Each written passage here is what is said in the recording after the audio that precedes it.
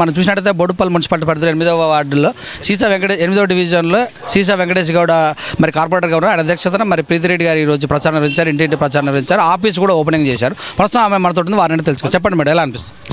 చాలా positive response ఉందండి. అన్ని చోట పోతే ప్రతి ఒక్కరు కూడా మనం అడగక ముందుకే బీఆర్ఎస్ గుర్తుకే మన కార్ గుర్తుకే ఓటేస్తున్నామని అందరికి చెప్తున్నారు. అది మనకి చాలా ఒక సంతోషం.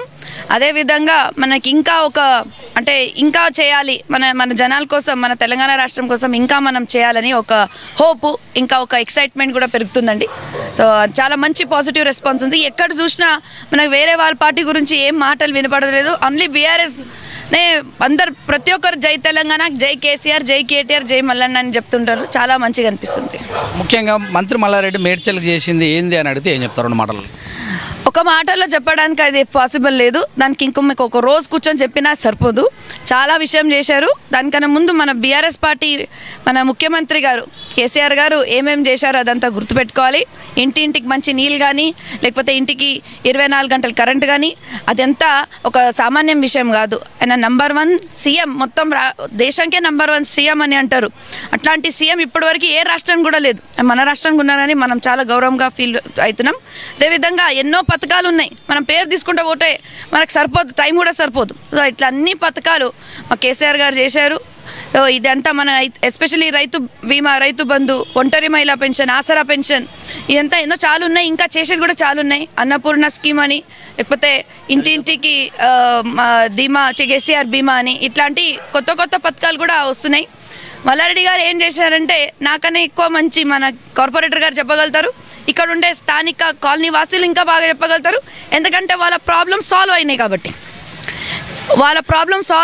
వాళ్ళే సొంతంగా చెప్తారు. ఇక్కడ ఉన్న డ్రైనేజ్ ప్రాబ్లము, నాలా ప్రాబ్లము, రోడ్ ప్రాబ్లము ఇప్పటి వరకు ఏ ప్రభుత్వం కూడా చేయలేదు. ఆ విషయము మల్లారెడ్డి గారు చేశారు. అది కూడా బీఆర్ఎస్ పార్టీ ఆధ్వర్యంలో చేశారని, అది కూడా మా అన్న సహకారంతో చేశారని అందరికీ తెలుసు. అందరికీ కూడా ఒకటేంటంటే మనం ఓటేసేటప్పుడు ఇది ఎంత గుర్తుపెట్టుకోవాలి. మనకు అభివృద్ధులు ఎవరి వల్ల జరిగినది గుర్తుపెట్టుకోవాలి. గతంలో మనకి ఏమి అనుకున్నాం అది కాంగ్రెస్ పార్టీ ఉన్నప్పుడు కానీ, బీజేపీ పార్టీ ఉన్నప్పుడు కానీ అవి ఇవి జరగలేవు. ముందు అవి ఒకవేళ వాళ్ళు హామీ ఇస్తారు, ఉట్టి మాటలు అవి కాపీ కొడుతురు, ఇంకా ఏం లేదు. వాళ్ళు మాత్రం చేసేదైతే లేదు. అక్కడ వాళ్ళ దగ్గర సీఎం క్యాండిడేట్ కూడా ఎవరు లేరు. కాబట్టి అందరికీ ఒకటేనంటే మన మల్లారెడ్డి గారి మీద నమ్మండి. అదేవిధంగా మా కేసీఆర్ గారి మీద నమ్మండి. ఇది ఎమ్మెల్యే ఎలక్షన్స్, మనం పెద్ద మెజారిటీలో మల్లారెడ్డి గారికి గెలిపించుకొని, అదేవిధంగా మొత్తం 100+, 108, 109 ఎమ్మెల్యేస్ గెలిచి మళ్ళీ కేసీఆర్ గారు ప్రభుత్వం, మళ్ళీ ఆయన బీఆర్ఎస్ ప్రభుత్వం మళ్ళీ రావాలని అందరికీ అది ఆల్రెడీ తెలిసిందే మనకి. కానీ ఇంకా మనం చెప్పి ప్రతి ఒక్కరికి మోటివేట్ చేయడం జరుగుతుంది. ప్రతి ఒక్కరు మీరు మీడియా మిత్రులకి అందరూ V3 ఎస్పెషల్లీ మమ్మల్ని సపోర్ట్ చేసినందుకు చాలా చాలా ధన్యవాదాలు. మీ అందరిది సపోర్ట్ ఇస్తే ఇంకా చేసే చాలుని ఇంకా బాగా చేస్తాం. ఇంకా గతంలో మీకు సపోర్ట్ చేసిన వాళ్ళు ఇప్పుడు వేరే పార్టీలో కూడా వెళ్ళారు మేడం, ఏమైనా వ్యతిరేకత ఉండే అవకాశం ఉందా? మన దగ్గర గతంలో ఉండే వేరే వాళ్ళ పార్టీకి నాకైతే తెలిసిన మటుకి ఒక 2-3 ఉంటారు. ఇప్పుడు అన్న ఎట్లానంటే అందరికీ సంతోషంగా పెట్టలేం, అందరికీ సంతోషంగా పెట్టడానికి కూడా ప్రయత్నం చేస్తున్నాం. ఇప్పుడు ఉంటారు కదా అన్న, ఇప్పుడు 10 మందిలో ఒకరైతే ఉంటారు. కానీ ఇది కూడా గ్యారెంటీ చెప్తానా, రేపు బీఆర్ఎస్ పార్టీ గెలిచిన తర్వాత మళ్ళీ వాళ్ళు మమ్మల్నే జాయిన్ అవుతారు. అది కూడా నిజమే. అది కూడా పాజిటివ్.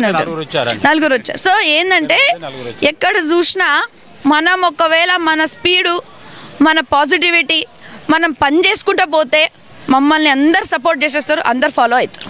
2018 కంటే ఎక్కువ ఉండే అవకాశం ఉందా?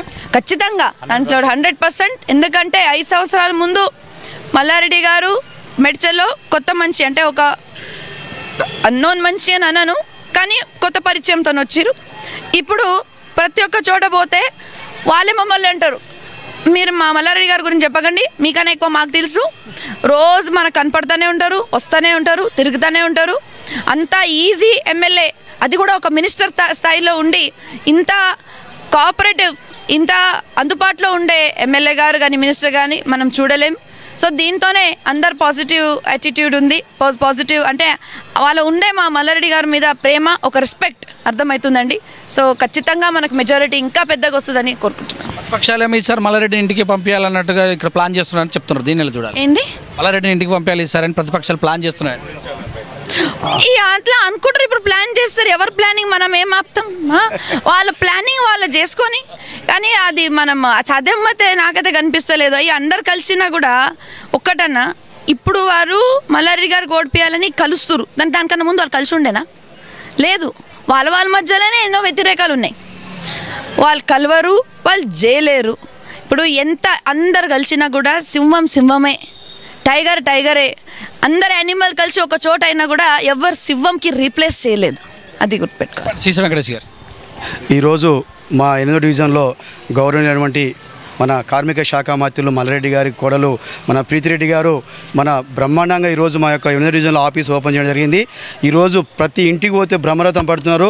కారు గుర్తుకే ఓటేస్తామని మేడం ముందులే, కానీ పబ్లిక్ మొత్తం వన్ సైడ్ డిసైడ్ మల్లన్న గెలుపు విక్టరీ గ్యారెంటీ అని ప్రతి వాళ్ళు పబ్లికే చెప్తారు. కాబట్టి ఈసారి 1,00,000 ఓట్ల మెజార్టీతోటి మా గౌరవ కార్మిక శాఖ మంత్రి మల్లారెడ్డి గారు గెలుస్తారని ఈ సందర్భంగా తెలియజేస్తున్నాను. ఈ యొక్క ఇదే డివిజన్లో ఒక 20 కోట్లతోటి మా మల్లారెడ్డి గారు తీసుకొచ్చి ఒక నా రాచూరు నుంచి అయితే సుద్దకుంట వరకు మా మల్లారెడ్డి గారు గత 50 సంవత్సరాల సమస్య ఈ యొక్క 3-4-5 సంవత్సరాల్లో తీర్చి ఘనత మా మల్లారెడ్డి సార్ అని చెప్తున్నా.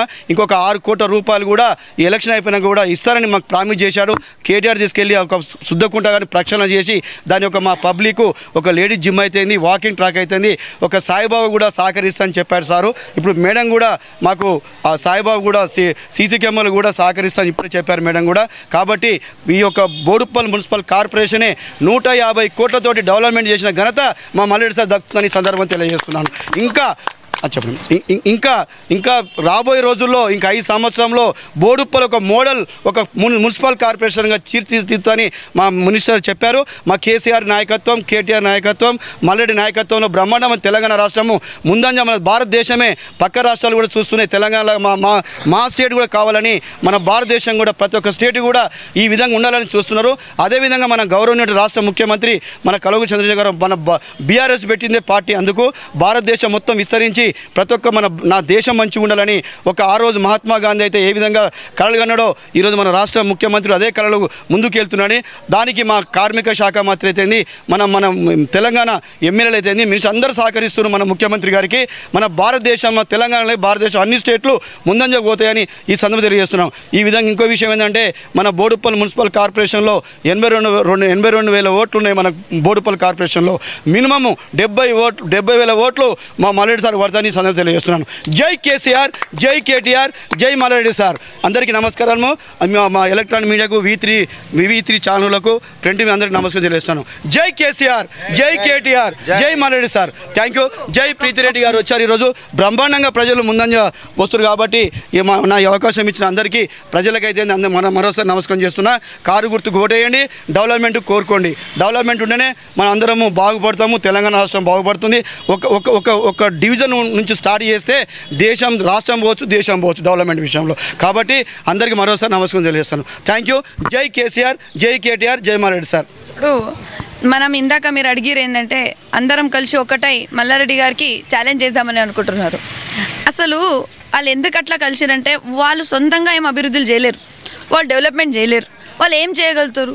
పాలిటిక్స్ ఆడగలుగుతారు. పాలిటిక్స్ చేస్తే ఉట్టి కలిసి ఒకటి ఇది చేస్తే వాళ్ళు కలిసి ఏదో వ్యతిరేకం చూపిస్తే గెలిచిపోతారు అనుకుంటున్నారు. అట్లా కాదు. ఇక్కడ ఏ రాష్ట్రంలో ఏ అభివృద్ధులు ఎవరు చేస్తారో, ఏ ప్రభుత్వం ఏ అభివృద్ధులు చేస్తారో వాళ్ళదే గెలుపు. ఇప్పుడు వరకు అందరు కలిసిన వాళ్ళు బీఆర్ఎస్కి పోటీ పడలేరు. ఎందుకంటే బీఆర్ఎస్ పార్టీ ఈరోజు ప్రతి ఒక్కటి చెప్పింది పథకాలు కానీ అభివృద్ధులు చేసి చూపించింది. వాళ్ళు ఉట్టి మాటలే చేసారు కాబట్టి వాళ్ళందరూ ఒక్కొక్కటైరు. పని చేసేటోళ్ళు ఒక్కటి సైడ్ ఉన్నారు, మాటలు మాట్లాడేవాళ్ళు ఒక సైడ్ ఉన్నారు, అంతే. సో అందరికీ తెలుసు పని చేసేటోళ్ళు ఎవరని, వాళ్ళకే ఓటేయాలని కోరుకుంటున్నాను. Thank you.